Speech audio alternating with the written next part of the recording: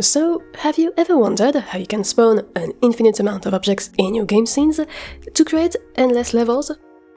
You know, the kind of constant scene chunk generation that happens in every endless runner, for example, with random obstacles to avoid. Well, today we're going to see that in our modern game engines, that's actually quite easy to do. Hello everyone, I'm Mina, and in this new Godot 4 C# tutorial, we're going to discover how we can create an endless scene thanks to the power of procedural generation. And by the way, just before we dive in, this topic was actually suggested by a viewer of the channel, so a big thanks for the idea, and of course, if you too have some Godot mechanics you'd like me to talk about, don't hesitate to leave a comment. Alright, to begin with, we need to discuss right away one of the biggest tricks for virtually any endless runner that will be at the heart of our system: the faking of our character's movement thanks to relative speed. This is kind of a fancy way of saying that in this type of game, you usually don't actually have your avatar move, but rather you translate the entire environment the other way around to simulate this forward run. It's a bit like when you're in a train that is speeding up, and for a brief moment you feel like it's the train station that is moving, instead of your train. Well, here, if I show you a quick extract of gameplay, you'll realize that you have absolutely no way of knowing if the camera is hooked to the player and they both move over time, or the player and camera are fixed and it's the scene behind that is moving in the other direction. So, okay, that's great, but why exactly would we want to pick this second option? Well, there are a couple of reasons. It simplifies the computation for us developers, because we always know that our character is at the origin and we can easily determine the positions of our other objects on the screen. And most importantly, it avoids the system freaking out if you play for a long time, because your player avatar won't go to huge position values that could cause floating point precision errors. However, it's important to note that this is more true if your game doesn't use physics and gravity, otherwise it might take a real toll. Here we're actually going to cheat and have our player jump in place on a fixed invisible platform, so we won't have any physical bodies getting constantly dragged in our scene, but doing that would decrease the performance of our game. So if you really need that and you actually have physical bodies in your scene, then to avoid a loss in performance, a solution can be to mix the two solutions and have the character move forward normally, but every so often, when it hits some specific high position threshold, reset everything to the origin to avoid the floating precision bugs. But anyway, with this in mind, let's now quickly see how to set up our player avatar and have it move in place. For this tutorial, we'll have a fairly basic setup for our player avatar.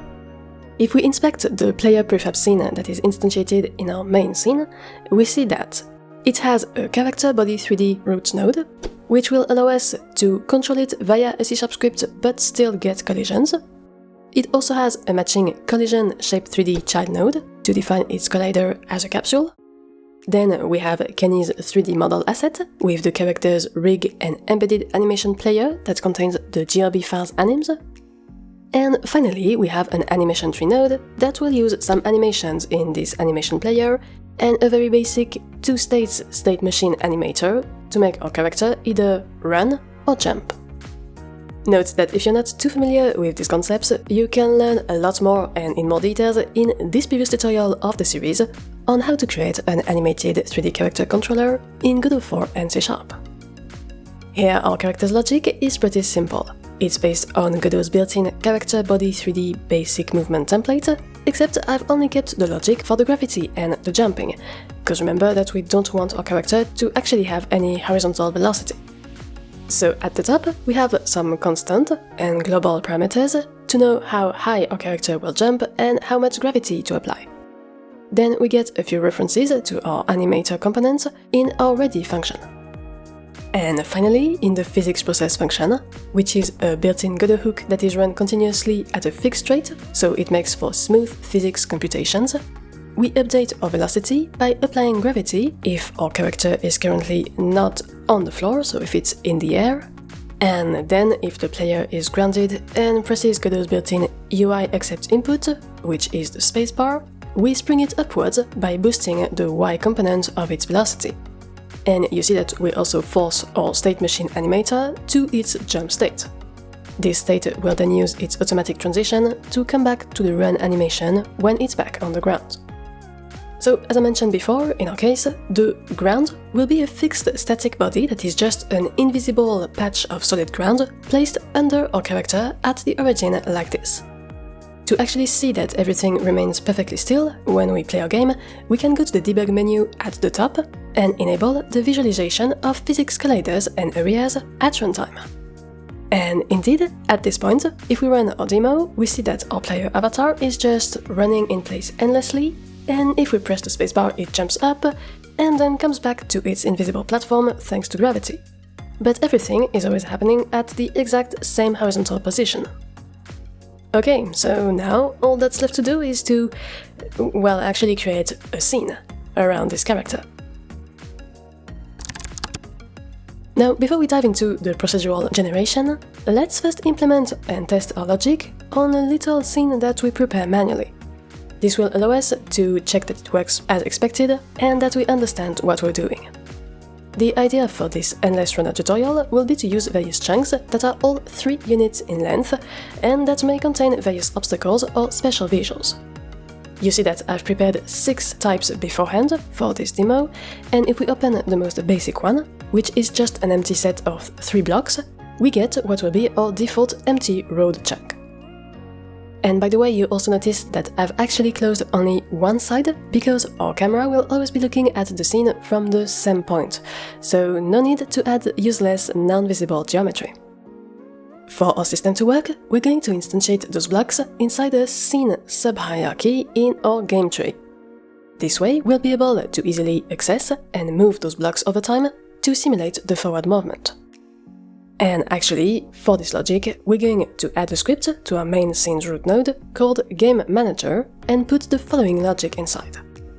This logic first exposes a ref to our scene node so that it will appear in the inspector of the root node after we rebuild our project so that we can assign it from our current hierarchy, and then the script uses the process function to continuously translate all the objects in our scene towards the left at a given arbitrary speed. Meaning that now, if we put a few blocks in this scene node and we run our game, we indeed get the auto-translation of our environment, which feels like our character is moving forward, even though it's actually staying in place. But of course, for now, our level is finite, so it quickly empties out and our character is left all alone in the air. The next step is therefore to remove those manual test instances and instead truly generate new blocks as time goes by to keep filling our scene indefinitely. Alright, in order to spawn our blocks automatically from our game manager while the game is running, we first need to get some references to those prefabs, so that we can actually know what we can spawn. So let's export a new variable in our game manager script called groups, that is an array of fact scenes, and then recompile our project. This will allow us to take our prefab scenes, so the .tscn files in our project, and then instantiate them at will later on in our logic. To quickly assign them in the inspector, we can click on the slot in the inspector to create an empty array, then select all of our scene files in the file system doc, and click and drag them to the slot in the inspector to auto-add them to the array. And with those prefabs ready, let's update our game manager code as follows. First, in the ready function, we'll do a quick loop that calls a new private function in our script, instantiate group. This function uses our brand new groups list of prefabs and creates a new instance at a given position.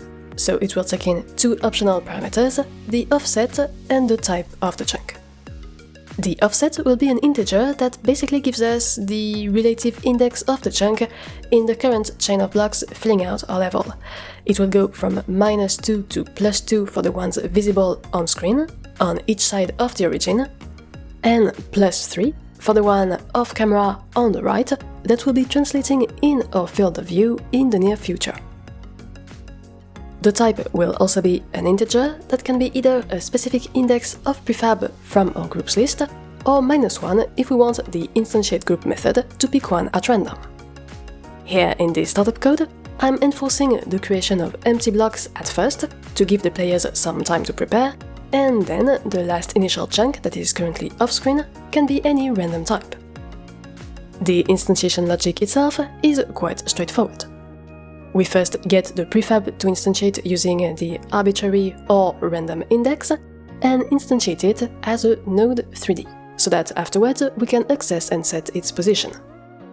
Then we add this new instance to our scene node, and finally we place this object in the right spot, which is somewhere on the x-axis. And in fact, this horizontal position is based on our offset integer and a constant that gives us the length of one chunk, which here is 3. So if we replace our manual test from before with this code, we see that our game now starts with some empty chunks, and then it has a random group of blocks that has been picked from our groups list among the 6 possibilities. And then, after those initial chunks have passed, we're back to an empty level. Except that, of course, now it's really simple to solve this issue and generate new procedural blocks endlessly. All we have to do is, in our game manager, keep track of how far we are in our current chunk, and if we're about to finish reverse running on this chunk, instantiate a new one off-screen to take its place in the future. We'll do this with a new float variable that stores our current block group progress, and that we update in our process function continuously. And then, if this float is equal to our block length, we'll instantiate a new chunk, remove the oldest one that is now off-screen on the left, and reset our progress. By the way, don't forget that since floats can have some precision rounding errors, it's usually better to use the is=approx function, like here, to check for inequality. And that's basically it. If we replay our game, we see that after our initial empty chunks, we get new groups of blocks that continuously fill our level and allow us to run and jump indefinitely, all thanks to our very basic procedural generation logic. Of course, we could quite easily turn this into a real endless runner game by adding some UI, perhaps some extra environment props and decor, and checking for the collisions between our player and our obstacles to add some challenge. For this last point, we can actually use some area 3D node on our obstacles, and if you're curious, you can see in the GitHub how to check if the player just collided with or dodged an obstacle on the terrain. But in any case, here you go! You now know how to set up a simple endless scene in Godot using just some 3D translation and relative movements, plus how to have a character body 3D avatar fake run on it and jump over your obstacles with some cute animations. I really hope you enjoyed this video. If you did, feel free to like it and subscribe to the channel to not miss the next ones. And of course, don't hesitate to drop a comment with ideas of Godot tricks that you'd like to learn. As always, thanks a lot for watching, and take care.